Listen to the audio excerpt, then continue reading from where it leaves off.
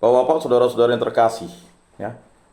Raja Hizkia, ya, berdoa lagi. Ya Tuhan, memang raja-raja Asyur telah memusnahkan bangsa-bangsa, ya kan? Jadi ini ada semacam kegalauan, kegelisahan oleh Raja Hizkia, ya. Karena Raja Asyur ini sakti, mandraguna. Pasukannya bisa menumpas pasukan-pasukan yang lebih kuat, ya. Kekuatannya luar biasa, ya. Tetapi Raja Hizkia tahu, walaupun bangsa Israel itu tidak banyak, kecil, jumlah pasukannya pun sedikit, tetapi dengan kekuatan Tuhan, apapun yang dilakukan, itu tidak akan bisa mengalahkan. Siapa berada di pihak Tuhan, siapa berani melawan. Raja Hizkia sebenarnya ingin menggoncangkan iman Raja Hizkia dulu, itu raja, ya. Raja Asyur tadi itu, Sanherib itu. Ya, jadi dia menuliskan surat. Dia tahu Raja Asyur itu. Karena dia dengar cerita-cerita mengenai pengalaman bangsa Israel itu mengalahkan musuh-musuh yang lebih kuat, seperti Daud mengalahkan Goliatnya, orang Filistin, atau Simpson itu mengalahkan orang Filistin. Ya, cukup satu orang bisa membunuh semua, ya kan, raja-raja Filistin yang ada dalam istana itu, penguasa. Begitu juga Daud, ya kan, dengan menggunakan umban batu, ya cukup sekali, ya kan, kena mata kakinya, jatuh terkelungkup, lalu pedangnya itu, ya kan, pedangnya Goliat lah yang akhirnya mengayau si Goliat. Nah, Daud mengayau Goliat, kepala Goliat di bawahnya. Jadi kayau mengayau udah biasa, ya kan. Jadi bapak-bapak, saudara-saudara yang terkasih, jangan berpikir orang Yahudi atau orang Israel tak ngayau dia. Bahkan dalam perjanjian baru itu, kepala Yohanes Pembaptis itu dikayau oleh Herodes. Nah, begitu juga Raja Hizkia, ya. Jadi Raja Hizkia ini, ya, mereka pun telah menaruh para Allah mereka ke dalam api. Jadi Allah mereka dibuang ke dalam api, ya kan. Jadi yang dikalahkan Raja Asyur itu, dewa-dewanya itu dibakarnya semuanya. Jadi Raja Asyur itu menganggap dirinya dewa, ya kan. Jadi dewa-dewa raja, ya, raja-raja yang dia kalahkan itu dicampakkan ke dalam api. Sebab mereka bukanlah Allah, hanya buatan manusia, kayu dan batu. Sebab itu dapat dibinasakan orang. Ya. Jadi, ya, hanya kayu dan batu. Apa yang dimaksud Raja Hizkia ini seperti menggerutu kepada Allah? Ya, Raja Hizkia ingin mengatakan bahwa, ya, kebenaran itu hanya ada pada Allah. Kayu dan batu itu adalah ciptaan Allah. Tapi mengapa manusia itu lalu menyembahnya? Ya, ini yang terjadi kan? Ya maaflah misalnya saudara-saudara yang terkasih, kalau misalnya di situ ada pantak, ya kan, atau ada buat, ya, bahasanya itu macam-macam lah, ya. Orang lebih takut ketimbang, ya, orang tidak ke gereja, ya kan? Orang lebih melaksanakan besamsam, belalak daripada pergi ke gereja beribadat. Besamsam belalak silakan, itu tradisi adat. Tetapi ingat, ke gereja itu wajib. Terutama umat Katolik harus menerima sakramen Ekaristi. Ya. 5 perintah gereja. Siapa yang mendirikan gereja? Yesus Kristus. Jadi lalu tidak ke gereja. Aneh. Ya kan? Tapi kalau misalnya lewat pantak, permisi, atau lewat buat, atau lewat keramat, tidak boleh kencing di situ, tidak boleh ini, tidak boleh omong kotor kan. Tetapi kita di depan Allah, di rumah gereja saja kita bisa berpikiran kotor, omong kotor. Ya, mulut kita penuh kenajisan, ya kan. Najis bibir, Yesaya bilang. Aku ini adalah najis bibir. Ya kan, aku tak layak. Tetapi tak ada yang layak di hadapan Tuhan selain kehendak Allah terjadi. Fiat voluntas tua.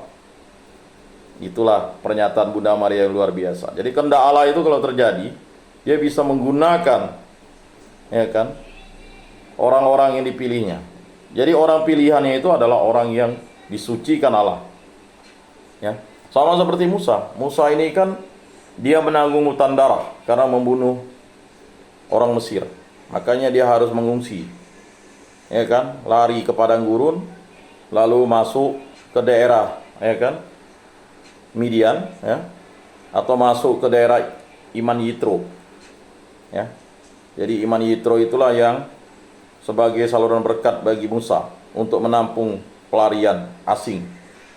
Dan akhirnya balas budi Musa itu adalah dengan bekerja dengan Iman Yitro dan akhirnya menikahi anak Iman Yitro. Setelah dia menikahinya, barulah dia kembali ketika dia sudah diampuni oleh Allah dosa-dosanya. Ya. Dan menjadi utusan Allah. Dan begitu juga Raja Hizkia, ya. Maka sekarang, ya. Jadi jelas itu, maka sekarang ya Tuhan Allah kami, selamatkanlah kiranya kami dari tangannya. Jadi kata Tuhan Allah kami. Nah, orang Kristen itu harus jelas. Ya, bukan Allah Tuhan kami. Tuhan Allah kami. Nah, itu yang tepat. Ya kan?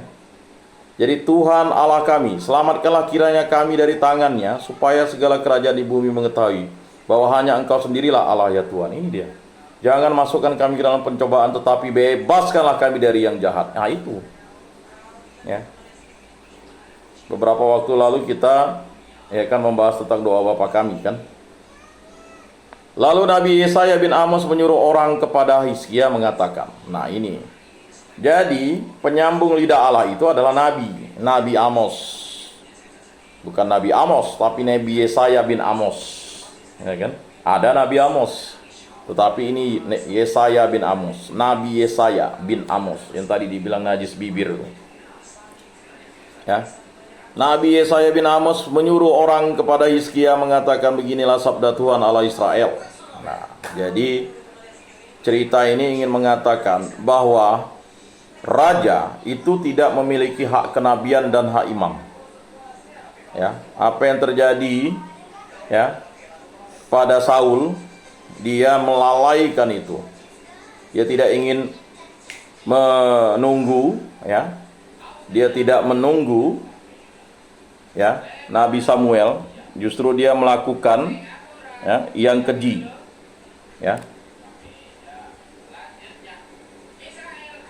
Nah, jadi saudara-saudara, bapak-bapak yang terkasih, jadi apa yang dilakukan Hizkia itu menunggu Nabi Tuhan, untuk mendengarkan suara Tuhan. Maka bangsa atau Raja Hizkia ini mendengarkan suara Tuhan dari perantaraan Nabi Yesaya bin Amos.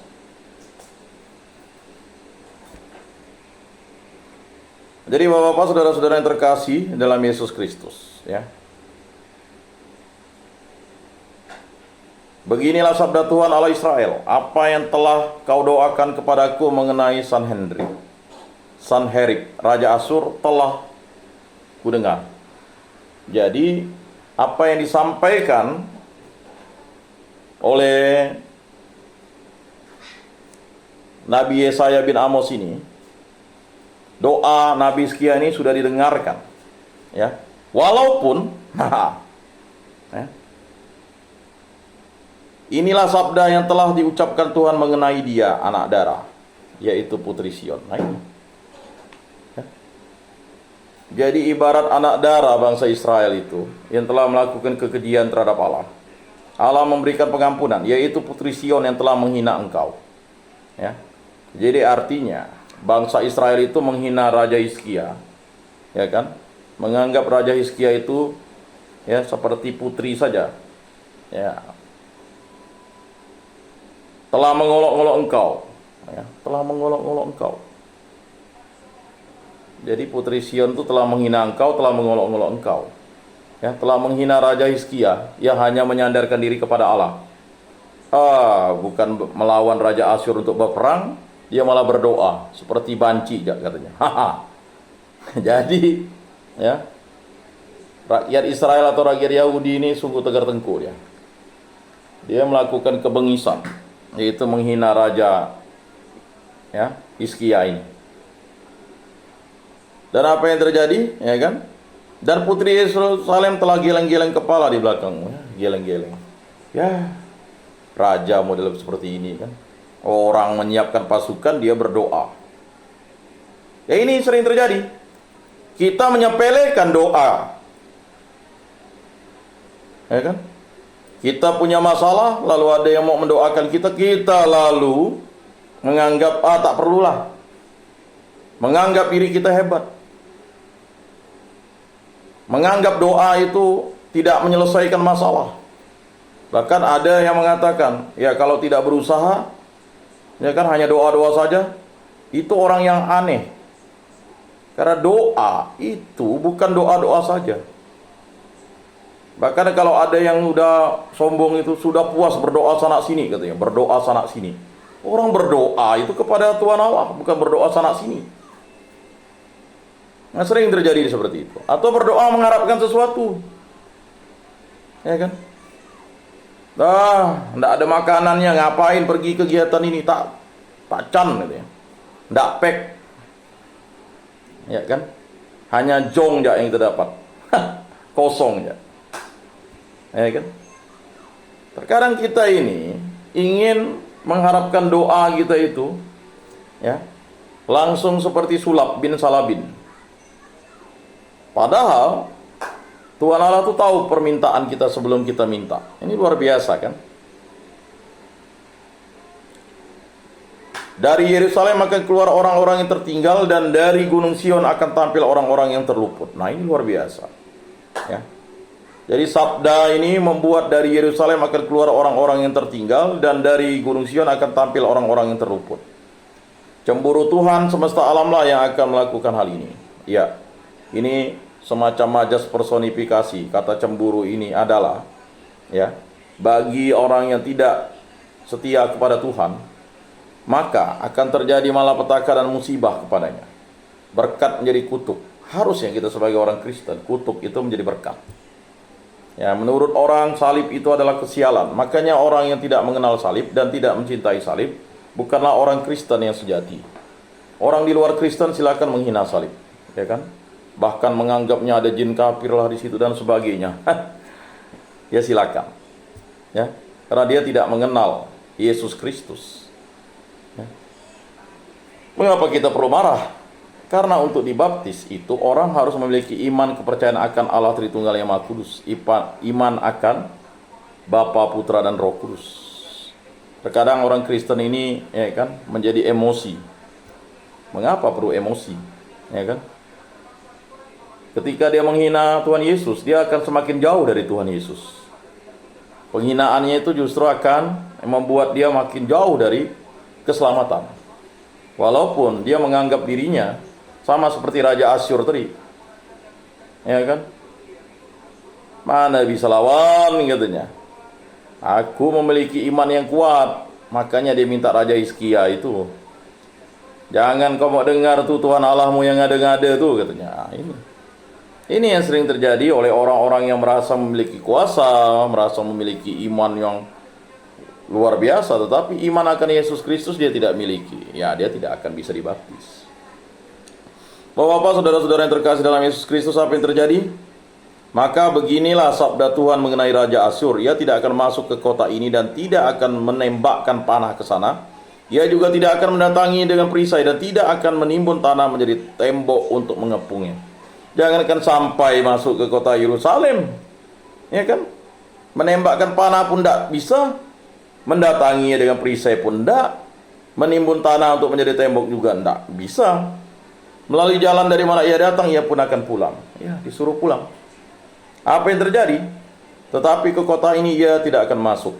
Demikianlah sabda Tuhan. Itulah yang disampaikan oleh Nabi Yesaya bin Amos kepada Raja Hizkia, yang sungguh-sungguh percaya kepada Allah. Pertobatan Raja Hizkia ini membuat kan dirinya menjadi diberkati. Ya. Diberkati, dan berkat Allah ini kan mengalir kepada bangsa Israel yang menyerahkan nyawanya kepada kepemimpinan Raja Hizkia, karena Raja Hizkia tunduk kepada Allah. Ya. Maka pada malam melalui jalan dari mana ia datang, ia pun akan pulang, tetapi ke kota ini ia tidak akan masuk. Demikianlah sabda Tuhan. Aku akan membela kota ini untuk menyelamatkannya demi aku dan demi Daud hambaku. Jelas. Jadi Tuhan Allah itu membela kota itu demi dirinya sendiri, janji setianya, dan demi Daud hambaku. Demi Daud hambaku. Berkatnya luar biasa dari leluhurnya Raja Hizkia, yaitu Daud itu. Ya, itu menjadi suatu tanda peringatan yang nyata untuk Raja Hizkia bahwa ya, nenek moyangnya itu ya, itu diberkati Allah. Jadi jangan pernah kita ya tidak mendoakan nenek moyang kita. Mungkin dia tidak dibaptis, tetapi kita bisa dibaptis karena ada iman harapan ya, dan cinta nenek moyang kita kepada keturunannya dengan pertobatannya ya, dalam kehidupannya dia mengenal Tuhan Allah dalam bentuk dan cara yang lain ya. Nah, itu penting ya. Jadi Bapak-bapak, saudara-saudara yang terkasih, luar biasa sekali ya. Maka pada malam itu keluarlah malaikat Tuhan. Iya, keluarlah malaikat Tuhan. Karena Raja Hizkia tahu Tuhan itu duduk di atas kerubin, artinya Tuhan itu berkuasa atas para malaikat, maka malaikat Tuhan itu membunuh 185.000 orang di dalam perkemahan Asyur. Bayangkan, malaikat Allah, malaikat Tuhan membunuh 185.000 orang dalam perkemahan Asyur.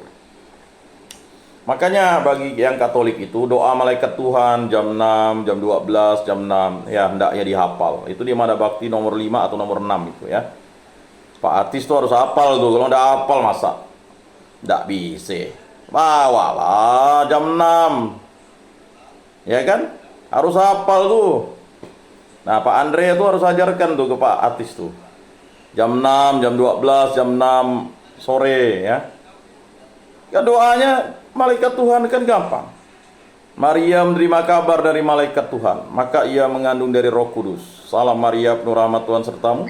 Terpujilah engkau di antara wanita dan terpujilah buah tubuhmu Yesus. Santa Maria Bunda Allah, doakanlah kami yang berdosa ini sekarang dan waktu kami mati. Amin.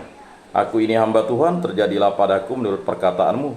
Salam Maria, penuh rahmat Tuhan sertamu. Terpujilah engkau di antara wanita dan terpujilah buah tubuhmu Yesus. Santa Maria Bunda Allah, doakanlah kami yang berdosa ini sekarang dan waktu kami mati. Amin. Sabda sudah menjadi daging dan tinggal di antara kita. Salam Maria, penuh rahmat Tuhan sertamu. Terpujilah engkau di antara wanita dan terpujilah buah tubuhmu Yesus. Santa Maria Bunda Allah, doakanlah kami yang berdosa ini sekarang dan waktu kami mati. Amin. Doakanlah kami ya Santa Bunda Allah, supaya pantaslah kami menikmati janji Kristus. Marilah berdoa. Ya Tuhan, karena kabar malaikat kami mengetahui bahwa Yesus Kristus putramu menjadi manusia. Kami mohon curahkanlah rahmat-Mu ke dalam hati kami, supaya berkat sengsara dan salibnya kami dibawa kepada kebangkitan yang mulia oleh Kristus Tuhan kami. Amin.